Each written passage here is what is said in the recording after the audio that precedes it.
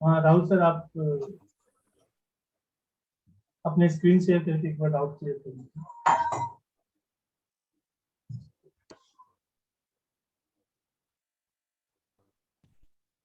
तो होस्ट बनाना पड़ेगा शायद। हाँ एक सेकंड, शेयर का नहीं आ रहा ऑप्शन। एक सेकंड।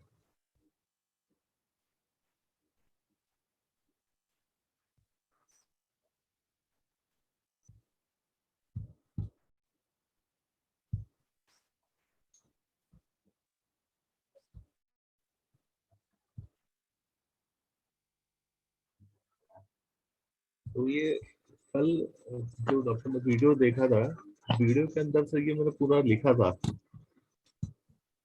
हेलो। हाँ ठीक है ठीक है। हाँ, तो उसके अंदर मुझे जो डाउट आ रहा था, जो पहले जैसा इमेज का जो है, तो इमेज अभी नहीं दिखा रहा, बीच में दिखा रहा था, वापस नहीं दिखा रहा, तो उसका इमेज का जो अपन सोर्स डालते तो उसको कैसे करना है? आप अपना VS कोड को थोड़ा बड़ा कीजिएगा। बड़ा ये तो सर, हाँ थोड़ा सा बड़ा दीजिए। हाँ, ठीक है। तो आपने इमेज टैग कहाँ लिखा हुआ है? यहाँ पे लिखा हुआ है। तो आपने जो यहाँ पे इमेज लिखा हुआ है ना, सी यूजर डेस्कटॉप, ये तो यहाँ पे जहां जहां आपने स्लैश लिखा हुआ है ना, उसको डबल स्लैश कर दीजिएगा। जहाँ जहाँ पे स्लैश है उसको डबल स्लैश करना है सभी जगह पे ना। हाँ okay okay, got it sir. ये है ना आपका, इसलिए नहीं चल रहा है क्योंकि आपका हाँ जो सर्वर है ना, वो फोटो हाँ। केवल इस फोल्डर से होस्ट कर रहा है, और आप क्या कर रहे हो, इस फोल्डर के बाहर का चीज को यहाँ पे डाले हुए, इसीलिए सर्वर को अच्छा मिल नहीं रहा। तो आप ऐसा कीजिए, अच्छा यहाँ अच्छा। पे वो सी से लेके डेस्कटॉप तक को डिलीट कर दीजिए। हम्म।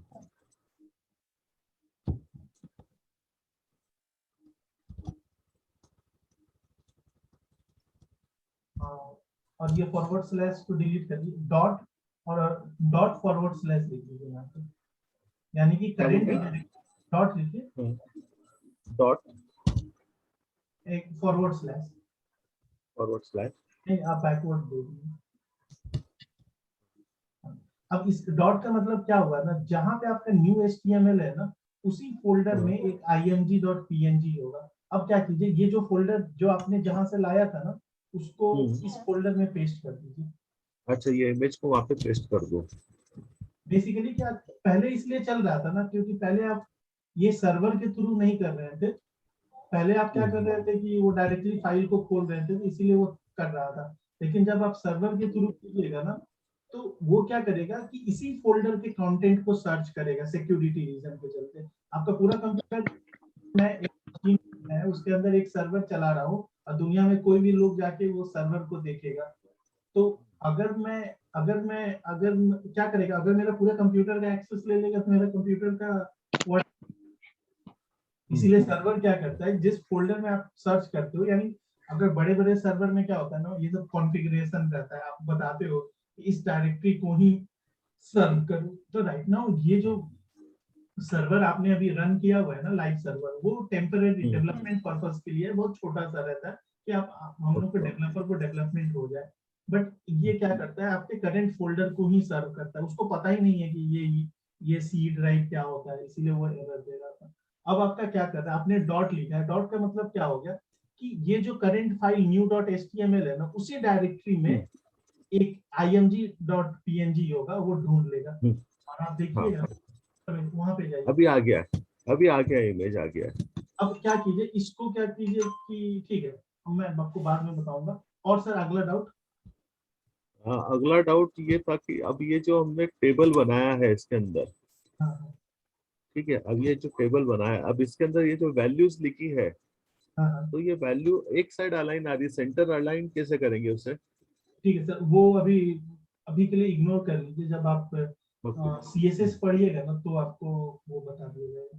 अच्छा, CSS में आएगा। वो CSS में स्टाइलिंग होता है, आपने तो बहुत खूबसूरत बना दिया है, लेकिन जैसे आप ऊपर में स्टाइल लिखे हो ना कि P का हाँ कलर कॉर्डल होना चाहिए, H का कलर होना चाहिए, उसी तरह एक हाँ। टेक्स्ट अलाइन करके होता है।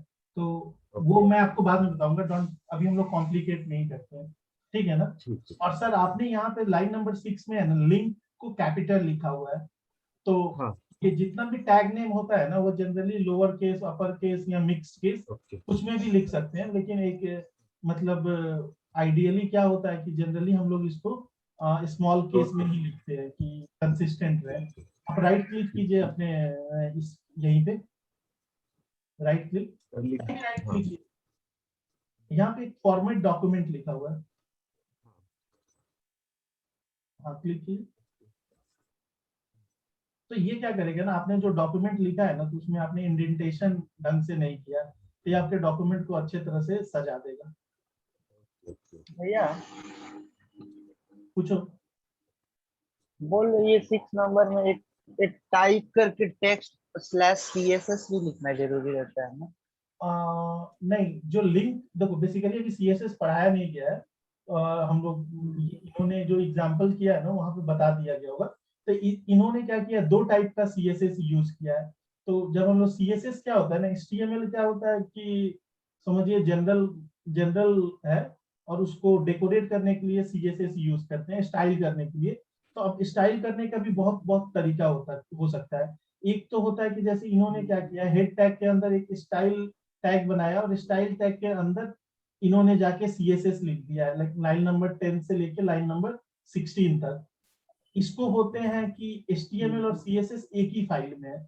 दूसरा में कि इन्होंने क्या किया है ना कि CSS को एक नया फाइल में लिखा है जिसका नाम है new.css, और इन्होंने क्या किया है ना कि अब देखो, अब मेरा HTML फाइल के अंदर ही चाहूंगा तो मैं स्टाइल लिख सकता हूँ, लेकिन वो डॉक्यूमेंट बड़ा हो जाएगा ना। तो जनरली क्या होता है, एक कॉन्सेप्ट होता है सेपरेशन ऑफ कंसर्न।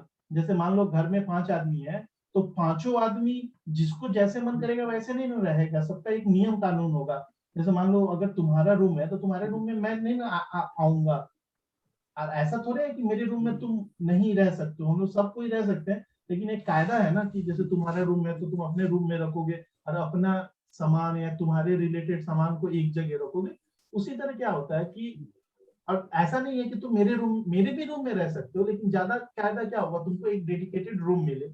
उसी तरह जो सीएसएस यहाँ पे हम लोग लिखे हैं, तो या तो हम लोग स्टाइल टैग में HTML फाइल के अंदर ही लिख दे, या एक्सटर्नल एक CSS फाइल बना ले, और जो भी CSS रिलेटेड चीज है उसको बाहर वाला फाइल में लिखे।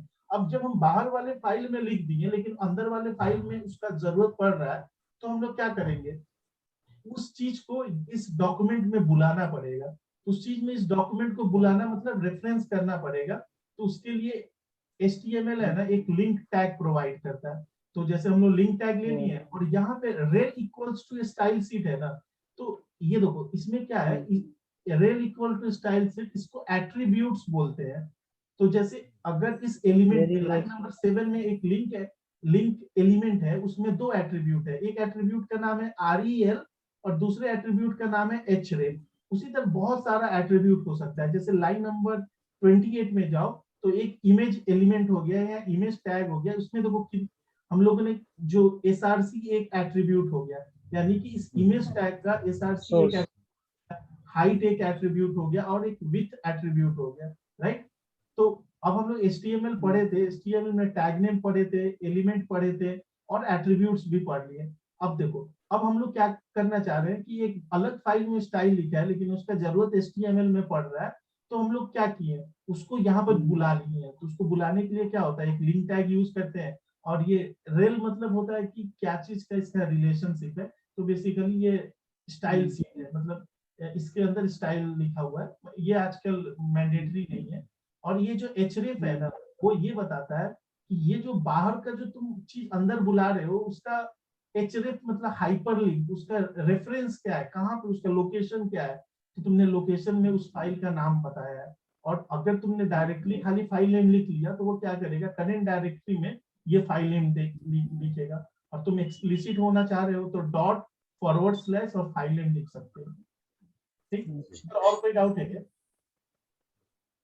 नहीं, अब फिलहाल तो इतना ही था। सर आप वो वाला जो यूडेमी वाला है वो भी कीजिएगा। और कुणाल मैं तुमको यूडेमी वाला का देखता हूँ कि क्या कैसे तुमको दे सकता हूँ।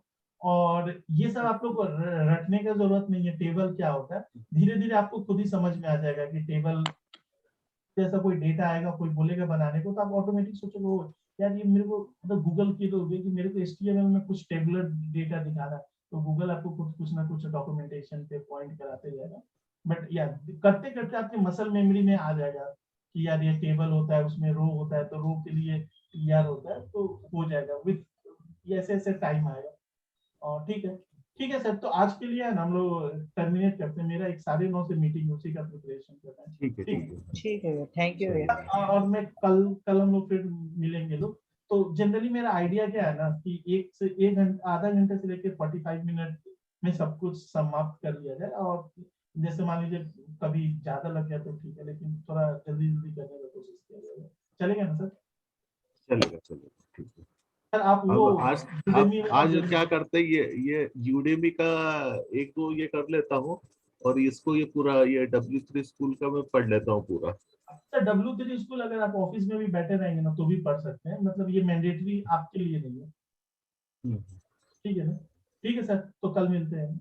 अब कुणाल मैं ओके, ओके सर। तुम्हारे साथ कनेक्ट करके ना तुम्हारा इंस्टॉलेशन और सेटअप करा दूंगा। और तुम भी वो डॉक्यूमेंटेशन एटलीस्ट पढ़ लो और 1 घंटे का वीडियो देख लो। और फिर ऐसे ही तुम भी अपना कुछ प्रोजेक्ट बना के रखो कि बाद में काम आएगा। ठीक है ना? ठीक। ठीक है, चलो बाय। चलो, okay, bye, bye, good night. Good night. Good